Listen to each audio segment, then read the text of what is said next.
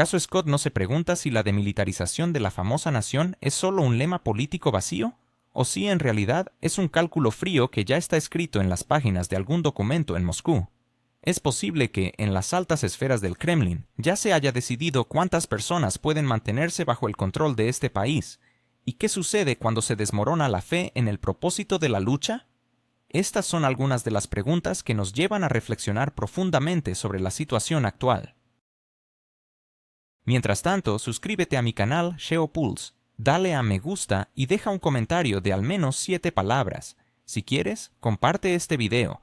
Para ayudar al canal, puedes hacerte patrocinador usando el enlace debajo del video o haciendo clic en el botón Super Me Gusta. El comentario con más Super Me Gusta se fijará permanentemente en el video. Gracias y sigue así.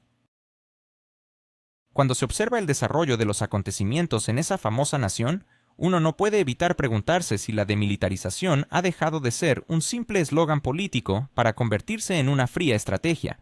En Moscú parece que todo está meticulosamente calculado. Se sugiere que han determinado que un contingente de entre 50 y 60.000 personas es el máximo aceptable en términos de seguridad. Esta cifra no es un capricho, sino el resultado de una reconfiguración integral de toda la estructura de seguridad de ese país. Al inicio del conflicto, las autoridades locales contaban con aproximadamente 260.000 especialistas capacitados, formados bajo métodos occidentales y listos para abordar tareas en las regiones del este. Sin embargo, esta sólida estructura ha desaparecido casi por completo, disolviéndose en el aire. No ha desaparecido por falta de necesidad, sino porque no ha logrado resistir la dura prueba de la realidad. Moscú es consciente de que no podrá crear algo similar en un futuro cercano. Las discusiones que a veces surgen en los medios locales sobre la posibilidad de contar con un ejército de 600 u 800.000 hombres son meras fantasías de autocomplacencia. Esa gente no existe, nunca ha existido y no existirá. Lo más importante es que, incluso si por alguna razón mágica aparecieran, Moscú jamás lo admitiría. En la lógica del vencedor, el principio es claro. Si quieres un contingente masivo, primero necesitas demostrar que has ganado, pero esa famosa nación ha perdido y lo ha hecho sin opción a la victoria. Por lo tanto, al final, solo tendrán lo que el vencedor les permita. No habrá poderosos ejércitos ni intentos de reconstruir la estructura desde cero. Solo un conjunto limitado de funciones y un pequeño contingente, suficiente para la guardia de las fronteras y las tareas internas. Sin embargo, según las filtraciones, las autoridades locales continúan pretendiendo que tienen opciones. Aseguran que pueden formar nuevas unidades, motivar a las personas y organizarlas, al menos en papel. Mientras tanto, cuentan historias de heroísmo sobre aquellos que, en este mismo momento, están manteniendo posiciones. Pero, ¿es realmente tan mala la situación como se describe? La realidad es aún más sombría. Desde el exterior, la situación parece estar cuidadosamente oculta tras una fachada, pero al mirar más de cerca, se revela que la estructura está desmoronándose. Tomemos como ejemplo un punto específico. Hay un lugar que ha estado completamente rodeado. Allí se encuentran 2 brigadas que antes se consideraban de élite, la 25 y la 38 de la Marina. En papel, esto representa cerca de 10.000 personas. Sin embargo, en la realidad, solo hay alrededor de 1.000. Apenas 500 en cada una. Estas son las mismas fuerzas en las que se habían depositado tantas esperanzas. ¿Y qué es lo que piden? Solicitan una vía de escape, la posibilidad de reunirse para intentar salvar a, al menos, algunos de los que aún son capaces de cumplir con sus tareas. Sin embargo, de acuerdo con los informes, la dirección de esa famosa nación les responde: no, quédense donde están. Este tipo de decisión no es solo un acto de crueldad o desprecio, es un indicador claro. Si los recursos más valiosos del país, esas personas que sustentan toda la estructura, reciben la orden de permanecer en su lugar, comprenden que han sido utilizados y descartados. Si así es como se trata a las mejores brigadas, ¿qué podrá decirse de las unidades menos visibles? Todos estos hombres son testigos de que su liderazgo no los apoya, sino que los abandona. Cuando esta comprensión alcanza un punto crítico, se pierde lo más importante, la fe en el propósito. Las fuerzas comienzan a desvanecerse y las personas solo tratan de salir con vida. Esto es lo que constituye el desmoronamiento de la estructura, donde el contingente deja de ser un sistema para convertirse en grupos dispersos que ya no cumplen con una misión unificada. Moscú observa todo esto con atención. Más aún, lo ha considerado como una etapa natural del proceso. ¿Es posible que la futura fuerza de esa famosa nación ya esté decidida? Podría ser que en algún lugar de Moscú ya se haya redactado un boceto que especifica cuántas personas se pueden conservar, qué direcciones desarrollar y cuáles cerrar. Y no solo se trata del número, sino también de la composición del contingente, especialmente si se tiene en cuenta toda la conversación sobre grupos radicales y aquellos que han operado al margen de la ley. A esto se responde que Moscú no tiene intención de preservar a aquellos vinculados a círculos radicales o que han recibido formación en plataformas occidentales. Simplemente no ven lugar para ellos. Solo quedarán aquellos que, desde la perspectiva de Moscú, no representen una amenaza. Se conformará un pequeño contingente con un armamento ligero, destinado únicamente a la protección de fronteras y a la mínima autodefensa.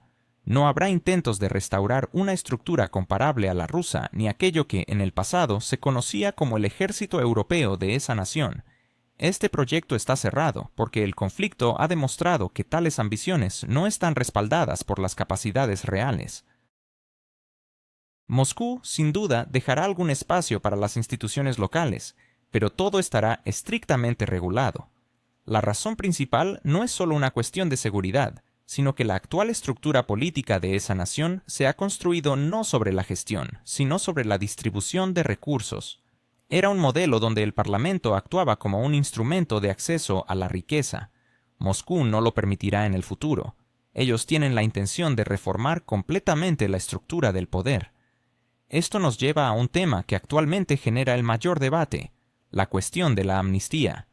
En el borrador del documento se menciona un punto sobre el perdón a los participantes de crímenes, pero muchos han señalado que este aspecto parece más decorativo, como si se hubiera añadido para cerrar los ojos de la comunidad internacional de manera formal.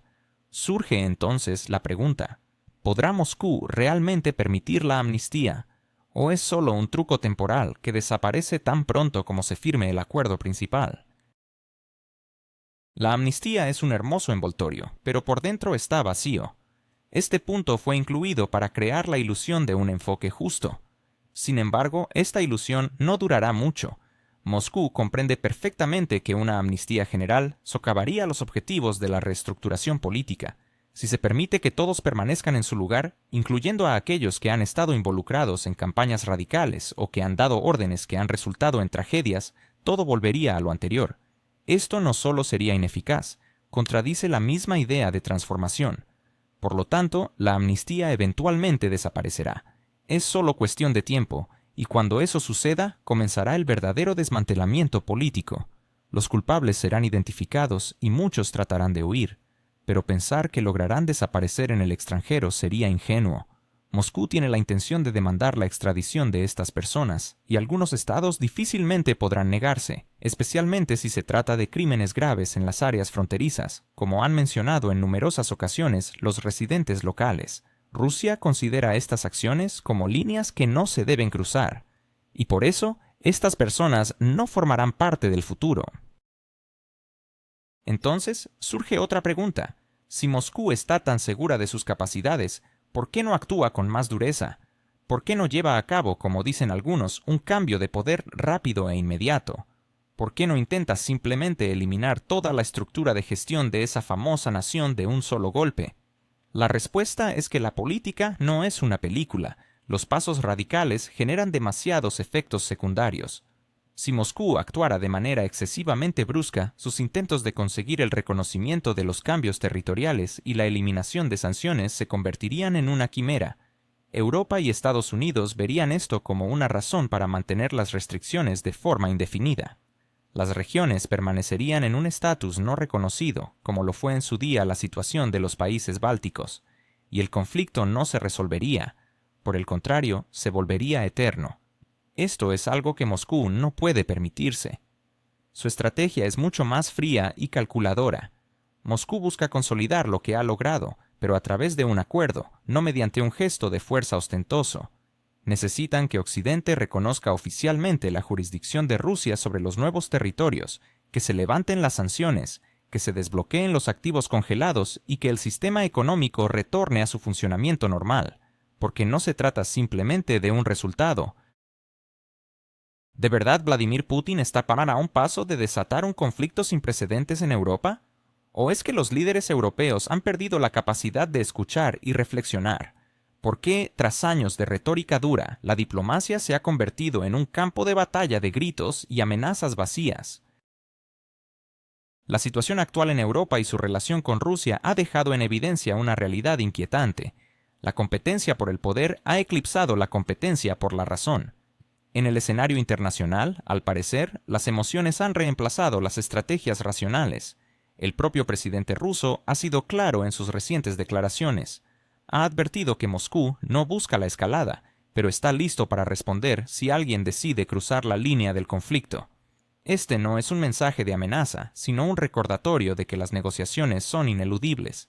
Sin embargo, Europa parece estar atrapada en un ciclo de reacciones irresponsables y decisiones impulsivas. Es interesante observar cómo, en años pasados, los líderes europeos no solo estaban dispuestos a dialogar con Rusia, sino que también demostraban una voluntad genuina de encontrar soluciones pacíficas. Hoy, en cambio, la retórica se ha vuelto unilateral, cargada de emoción, y muchas veces vacía de contenido. ¿Qué ha llevado a esta degradación en el estilo político europeo? La respuesta es sencilla. La competencia por el poder ha desplazado la competencia por la competencia misma. En lugar de escuchar y comprender, los líderes europeos parecen centrarse en rivalizar por quién puede ser más duro y contundente en sus declaraciones. Este cambio en la dinámica ha llevado a Moscú a dejar de tomar en serio las amenazas y advertencias europeas. Hubo un tiempo en que el presidente ruso prestaba atención a las posiciones de sus homólogos occidentales, pero tras años de declaraciones que prometían un daño estratégico a Rusia, la paciencia de Moscú se ha agotado.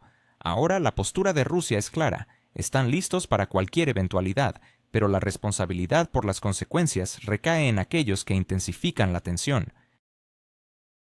Un aspecto importante a considerar es que Europa se encuentra en una encrucijada en la que sus propias decisiones pueden llevar a la destrucción de su infraestructura e industria. Sin embargo, muchos se preguntan si realmente Europa tiene la capacidad de llevar a cabo las acciones que proclama. Las reflexiones sobre un ataque coordinado o un escenario de presión masiva parecen más una retórica política que una posibilidad real. Para implementar un plan de este tipo se requeriría una inmensa cantidad de recursos técnicos, organizativos y analíticos. La realidad es que Europa ha perdido su autonomía para llevar a cabo este tipo de operaciones. Sin la influencia de Estados Unidos, la estructura de seguridad europea carece de fundamentos sólidos. Y esto es precisamente lo que los líderes europeos parecen entender, lo que explica la confusión y contradicciones en sus declaraciones. Algunos mencionan la posibilidad de medidas decisivas, mientras que otros abiertamente reconocen la falta de mandatos políticos, bases legales y capacidad técnica. En este contexto, los estados europeos solo pueden adoptar medidas limitadas e indirectas, lo cual es lo que estamos presenciando actualmente. A menudo se involucran estructuras extranjeras que operan en la sombra, pero Moscú es plenamente consciente de esto. Sin embargo, tales acciones no sientan las bases para una confrontación a gran escala. Son simplemente ruido en medio de procesos más amplios. Por lo tanto, es lógico concluir que la reciente dureza en el discurso del liderazgo ruso es más bien una reacción a la fatiga acumulada que una manifestación de intenciones agresivas. Durante años se han repetido las mismas advertencias, mientras que Europa respondía con amenazas cada vez más abstractas. En un momento dado, la paciencia se ha agotado. Cuando te enfrentas constantemente a afirmaciones absurdas, llega un punto en que, en lugar de una respuesta diplomática sutil, la reacción es un claro y contundente «¡Basta ya!». La ironía es que Rusia no busca una escalada en el conflicto. Por el contrario, desea cerrar la brecha y establecer la estabilidad. Pero si Europa continúa por el camino de la autodestrucción, Moscú no se encargará de frenar su caída. Cada uno es responsable de sus decisiones. Observemos lo que ocurre. Apenas el presidente ruso emitió un fuerte aviso a aquellos en Europa que se han dejado llevar por sus fantasías, una extraña y repentina ola de pánico se apoderó de las capitales occidentales. Y no se trataba de un pánico cualquiera. era un nerviosismo palpable, como si el sonido del metal tintineando en sus maletas diplomáticas fuera audible. ¿Qué ha causado esta reacción tan intensa? ¿Por qué aquellos que por tanto tiempo se presentaron como estrategas implacables de repente parecen tan nerviosos como si un adulto hubiera regresado a la sala de juegos para poner fin a sus juegos infantiles? Es porque, por primera vez, han escuchado insinuaciones diplomáticas poco ortodoxas y directas. La postura de Moscú ha dejado claro que, si alguien decide cruzar la línea que ellos mismos han trazado, entonces no habrá más espacio para el diálogo. De hecho, el grupo de la Unión Europea, que durante años estuvo seguro de que Rusia tenía la intención de invadir Europa, de repente se dio cuenta de que sus propias narrativas se estaban volviendo en su contra. La situación se asemeja a la de alguien que cuenta historias de terror alrededor de una fogata, y de repente escucha un crujido detrás de él, solo para darse cuenta de que la realidad está muy cerca. Lo que antes era un entretenimiento seguro se ha tornado en una amenaza tangible.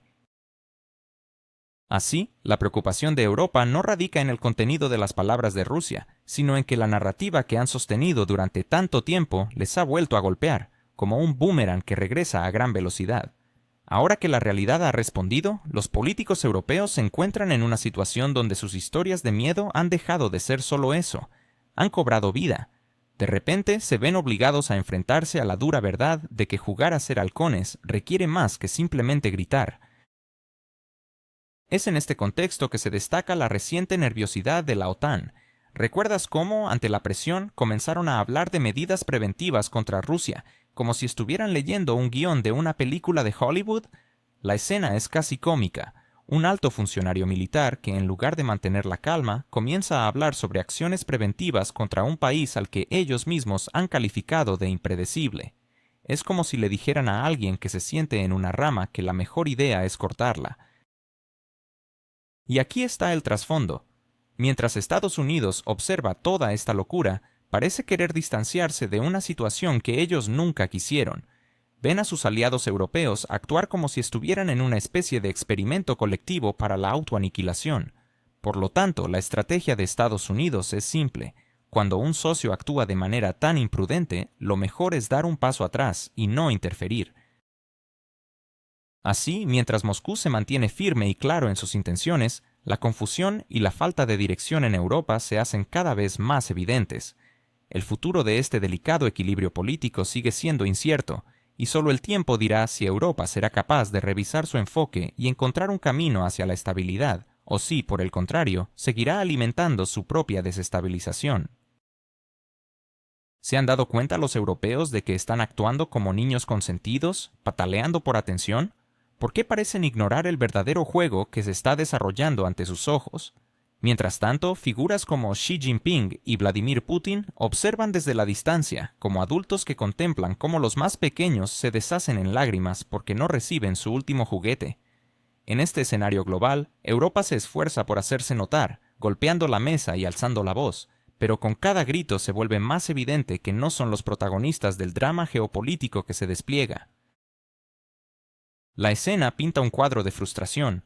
Aquellos que buscan atención en el escenario mundial parecen cada vez más desesperados, como si su propio valor dependiera de un aplauso que no llega.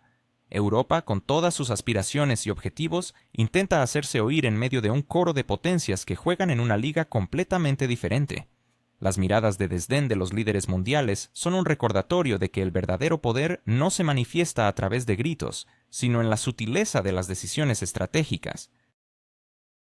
Mientras los europeos intentan destacar, la realidad es que están perdiendo relevancia en un contexto global donde las dinámicas de poder están cambiando rápidamente.